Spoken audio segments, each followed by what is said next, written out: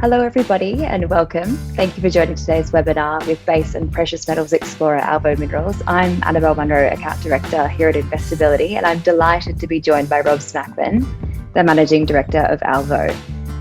It's full speed ahead for Alvo as the company recently released results of several FLEM surveys that highlighted multiple discovery and extension targets at their Palma project. Now to give an overview of how this webinar will progress, Rob will briefly provide an operational update covering recent electromagnetic surveys and drilling alongside upcoming activities. We'll then open up to a Q&A. So without further ado, I'll hand over to Rob Smakman to talk us through the update. Hope everyone can hear me okay. And I'm about to share my screen. I'm calling in from Brazil, and I'm on site at Palma project. I'm in the town on that particular photo there called Palmaropolis. It's about 10 kilometres from the project. And yeah, it's a real pleasure to be here. I really like this format. Hopefully we can gain some insights and talk a little bit about some of the recent results. And I hope I can instill a sense of excitement over the project, because we're really coming towards some progress, some interesting milestones going forward. So just to put it all into perspective, first off, the Palma project sits in the middle of Brazil up here.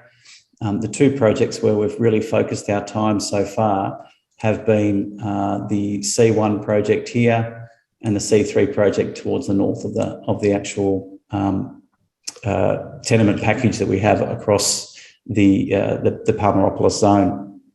I'm going to try and do some annotations as we go, so apologies if I stuff it up.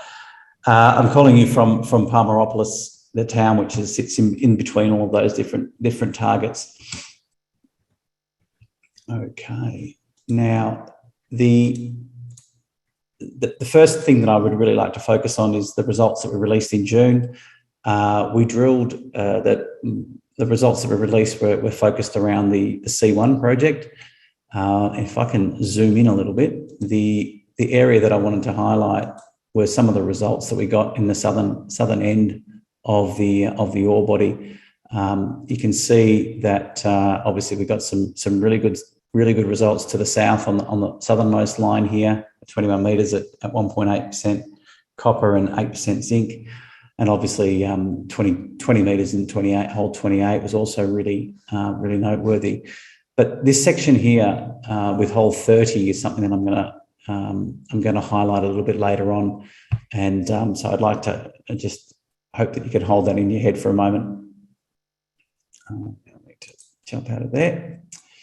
The other thing that I'd really like to talk about is the extension to the north of C1. And on the next slide, I'm going to show what's going on with our new project called Macaw, which I think is kind of the exciting update that we're going to spend the most time on today.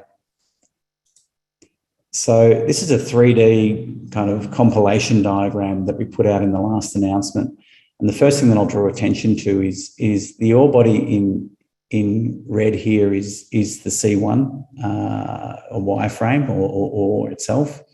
The plates that are to the down dip of that are the fixed loop EM plates that were defined during the initial survey that we did pre-Christmas using a consulting group here in Brazil. They used equipment that was far inferior to the current equipment that we're using. So I think that's something that we're going to be redoing to get a better idea on those particular plates. But the real part that I'd like to draw attention to is to the northern end up here. So this is what we're calling the Macaw prospect. It's basically a combined target that sits about 600 metres north of the known mineralisation at C1. And really this target came about through a combination of VTEM survey that was flown in 2008, which highlighted the small anomaly along strike from C1. But then more recently, we collaborated with the University of Brasilia, and they sent up some students and some of their own equipment to do 4 IP lines across the target. So line 1 to the south here, line 2, 3 and 4 to the north. And what the IP survey really can show is any signs of disseminated mineralisation. So when you have massive sulfides like we have at both C1 and C3, we can use EM equipment. When we have disseminated sulfides, the EM equipment doesn't see it, but the IP equipment can. And so it can be quite a powerful tool for us to try and isolate or identify disseminated mineralization. Now, the line that I'm drawing attention to here, line 2, if you look over here on this chargeability section, basically what's that showing is areas of disseminated mineralization that are agglomerating and forming a zone which is chargeable. And the results from hole 30 were quite different for us. They certainly had a small intercept of high-grade massive sulfide mineralization. But if you look a little bit closer on here, which is at 9 meters at 8.5% zinc and just under 1% copper. But if you bulk that particular sample out over 60 meters, it still runs at about 0.4% copper and 2% zinc. So that's a perfect example of the IP identifying a very strongly mineralized, disseminated style target. So that was almost proof enough for us that the targeting works at the IP. And what was a real surprise was going back to the Macaw prospect. When we put line 4 across here, line 4 itself gave us a fabulous IP target as well. You can see that down here on the chargeability section as well. So we had 2 pieces of evidence to show that the Macaw target has an interesting coincident anomaly. And then, of course, we did our own FLEM survey across that northern zone. And on the background, you can see that the FLEM survey turned up an equally exciting anomaly there. So all things put together, that's going to be our first target that we drill with, which hasn't been touched before. And it's basically our first target that we'll be targeting with the drilling over the next few weeks. So pretty excited about the Macaw target. I'd like to move on now. I've got all this mess on here, but this is the reason we call them Macaws. These are a couple of photos were taken last week on site by a friend of mine, and you'll see that they're genuinely beautiful animals flying all over the place here. We actually have flocks of these Macaws flying across the site, which I think is pretty exciting. Okay, so moving on, this second part of the talk is a little bit about the C3 area and the FLEM survey that we completed over here recently. So we started with loop 1. Loop 1 was our first test, and basically it really focused in on the C3 target. So no mineralization. It has a northeast southwest strike. And what we saw from that survey is this beautiful large conductor, which is really closely coincident with the known mineralization. So it literally told us where our ore body was, which is fabulous, but also gave us extensions to the north, to the south, and at depth. So plenty of targets to keep going and drilling at C3 itself. What was a real surprise in loop 1 was this area over to the west here, which is called Marfico. And Marfico is two anomalies which extend further to the south down here. So it kind of bifurcates almost like a Y shape. And we haven't got plates ready for the Marfico section yet, but they'll be coming in the next week or so once our consultant has completed his interpretation. But what we're seeing is multiple plates within the same survey from loop 1. And when we completed loop 1, our consultant said to us, I want you to look over here at C3 West, because this particular section here, although it looks weak now, is a long way from the actual loop. And his comment was, if we go and put another loop over here and then survey back towards the east, we expect to have some pretty impressive results over C3 West as well. So we've just completed that survey over C3 West, and he was exactly right. What we're seeing is a strong anomaly associated with C3 West, which looks quite similar to C3. And when we put all those things together, what we're seeing is multiple conductors within the same area, which may be a folded sequence of or they may be just different styles of mineralisation within the same thing, but they have got relatively similar conductance and thicknesses across it. So it's basically creating a multi-target area at C3.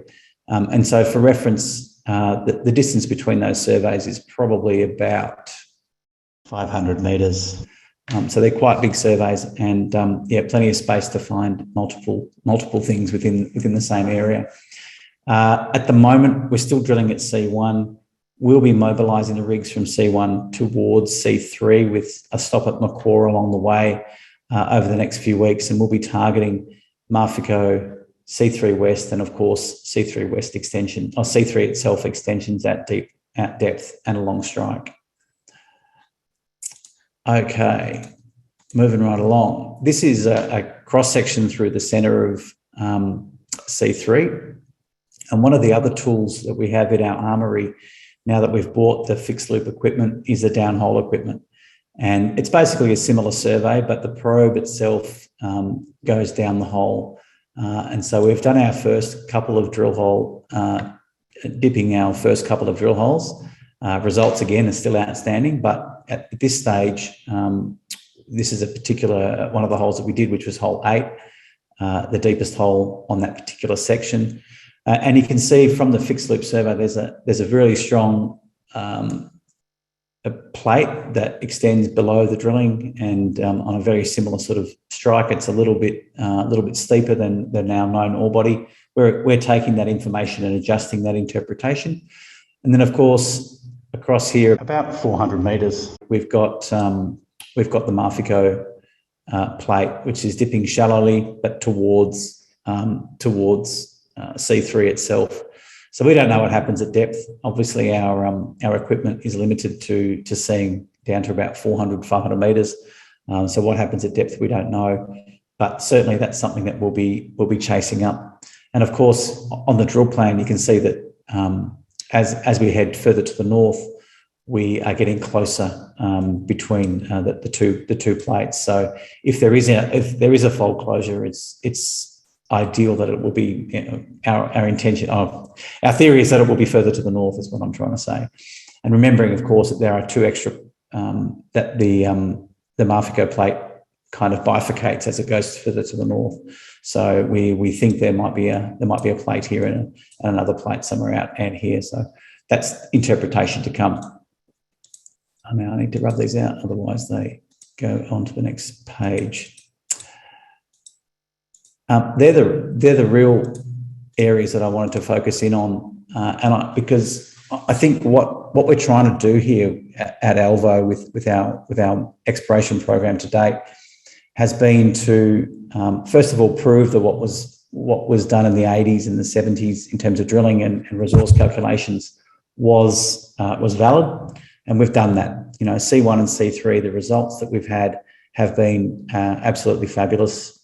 They've certainly exceeded our expectations from what we've drilled to date.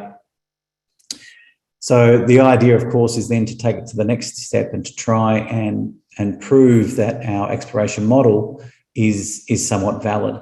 And that exploration model is that the VMS projects around the world have a signature where there's multiple deposits within the same belt. And so our focus has been on the C3 up here. If I can draw that in up here. So that particular area here is where C3 is, and our C1 project is to the south here. So over the last few months, we've accumulated more areas within the same belt.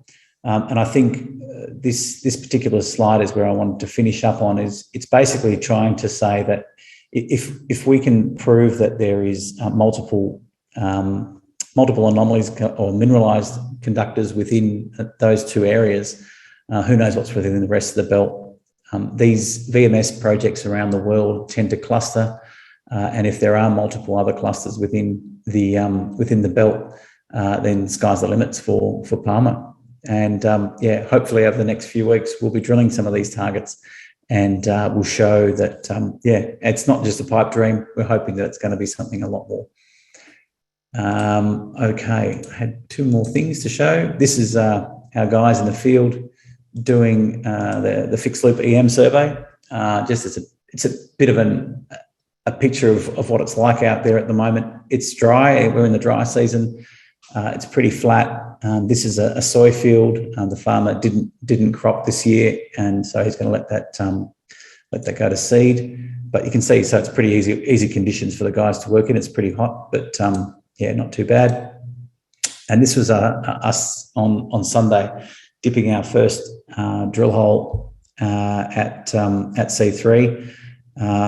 The guy standing up is Edson. He's our geophysicist on site, and he's had probably 35 years of experience working all around Brazil, using everything from EM to IP and mag, gravity, etc. And he's been a real asset to the company and doing a great job. And I think that was it. Yep. Perfect. Great. So thanks, Rob. How am I going for time? We've still got another sort of 15 minutes. So that does bring us to the Q&A section of the webinar. Rob, thanks for the update.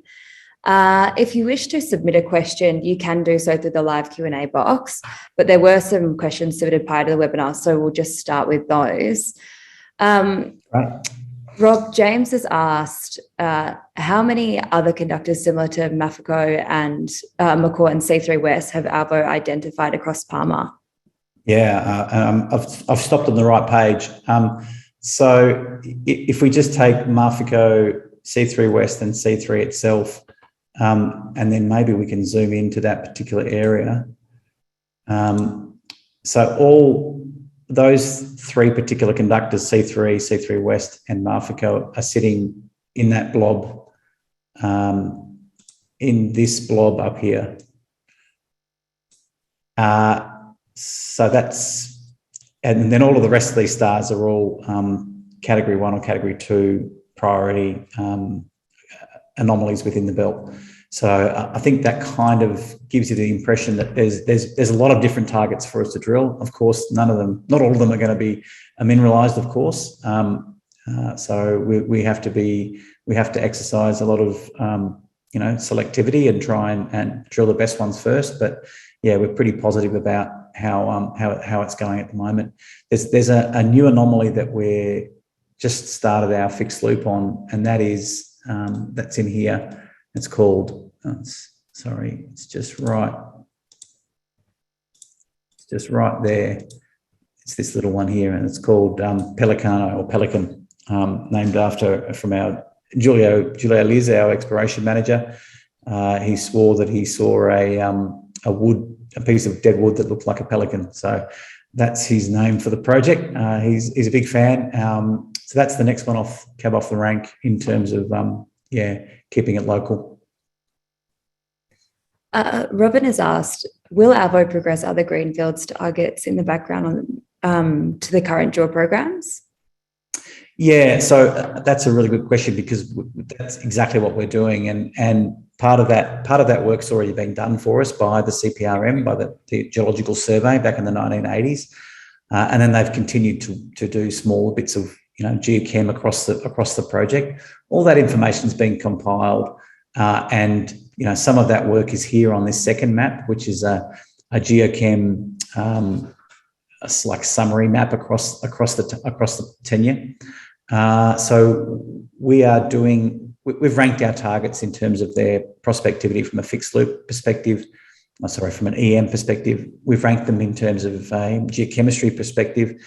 If we've got one but not the other, then that's the focus. We'll go and do the piece of the puzzle that's missing, and only the targets that meet our criteria or look the best in terms of the ranking will be drilled. So that work's in progress, and hopefully we'll have enough targets in front of us that we can continue to drill at the known deposits, so C1 and C3, but also keep proving up new projects to go and try and drill as we go forward. Is your cash burn this quarter the same as last quarter? That's from Paul. Is our cash burn? I think we finished the March quarter with 7.2 in the bank. We're spending about $500,000 a month Aussie on over throughout the company. So it's about the same as it was for last quarter. Yes, that's correct. We'll finish this half with about north of $5 million. If Alvo makes a discovery at one of these targets, how does this change the exploration plans in terms of drill rig allocation and budget? That's from Rodney. If or when, that's me being cheeky. Look, of course it will change our budget and our sort of our plans going forward. I think that what we really want to do and demonstrate to the market is that this is a fixed loop. Sorry, this is a VMS belt or a district, and if we can prove that, I think there will be a lot of support from the market to expand our drilling and expand our exploration. What we've done is set up a really good base here.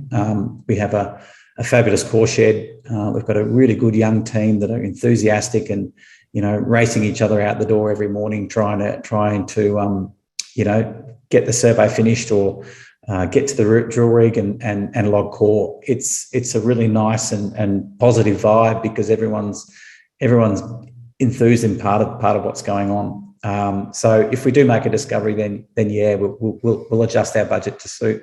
If we don't, we'll keep plugging away because in this game we need to have consistency. Of course, we're trying not to look at the market too much because overall markets have been, I think, pretty negative over the last few months. But yeah, we're pretty happy with how things are progressing. Yeah. Lawrence has asked, has downhole EM been used successfully in other projects in Brazil? Has downhole EM, did you say? Yeah. Yeah. Yeah, it has. And certainly it's being used really successfully across Australia as well. Mainly in base metals projects. In fact, in Brazil, the best example would be Centaurus. They've been using it systematically throughout their exploration over the last few years on their Jaguar project. And I've been speaking to those guys consistently throughout. They're actually shareholders of Alvo as well. And they've encouraged me to get hold of the same equipment, which after visiting their project and seeing that in action, that's exactly what we did. So, yeah, both the fixed loop and the downhole EM are being used successfully, not only by Centaurus, but other companies in Brazil. There's a company called Nexa, which is a very large zinc mine operator here in country. They're listed on the US exchange. And Nexa had an absolutely outstanding intercept during the week, which was over 200 metres at 9% zinc. And they are using the systematical EM surveys across the country as well. So, yeah, it's a tried and true method, albeit that we've got brand new cutting edge technology that not many others have got here in country. What is an existing VMS camp that you think Palma has the potential to become? That's from Benjamin. That's purely speculation, but if we flick through to the famous galley photo or galley image from 2007, this is what most VMS companies are aspiring towards. So our particular style of VMS deposits are called what they call bimodal mafic. It's the most common of the VMS styles around the world. Some of the examples that we'd love to try and emulate, and we're a reasonably similar size in terms of the volcanic sediment sequence that we're operating in, to things like Naranda and Flin Flon and Snow Lake and Hururuko. It's really and that's an aspirational statement. But if we could be anything like any of those, we'll be a really happy company. That's for sure. Penelope's asked, are these FLEM and downhole EM surveys expensive? Oh, well, we've bought our own equipment. So when we did the fixed loop survey pre-Christmas, it cost around about, and I'm talking off the cuff here, about 80,000 Aussie dollars to do that survey. Given that the equipment itself cost around $300,000 to buy, we've already done about 3 times the amount of work that was done pre-Christmas. So now that we've invested the money back in the first quarter, and the cost of the survey going forward is labour, I pay Edson well, but he doesn't cost anything near what the locals are charging for a contract survey. So it's cheap. It's cheap going forward, and the team is really enthusiastic to get out there and do work. Yeah, you've just touched on purchasing your own equipment. Andrew's asked, if the IP survey demonstrates effectiveness at Macor, would you consider purchasing your own equipment to streamline surveys going forward? You must be reading my emails. It's something that we're looking at the moment. IP equipment is really common in the marketplace. The technology hasn't changed a huge amount in the last 20 years, and there's plenty of equipment available. So we're looking at that really carefully. It's not as expensive as the EM. Edson has had a lot of experience with it as well. So it's something that we're looking really closely at, because I think it adds another string to our bow. And having said that, we actually just completed a gravity survey across the project as well. Gravity obviously measures the density of the rocks in situ, and we haven't got the results back from that, but it was a real trial on the particular style of survey. If it does work, then we'll be considering buying a gravity machine and adding it to our toolkit for exploration. So yeah, we're all in on that style of exploration, because we think it adds a lot of value really quickly. Rob, what can shareholders expect over the next sort of 6 months from Alvo? Yeah, well, I think drilling and hopefully we'll be proving up targets to drill holes into. I think that's where our focus is. Obviously today is a little bit more about the geophysics that we've been completing on the project, and geophysics is really good at highlighting anomalies.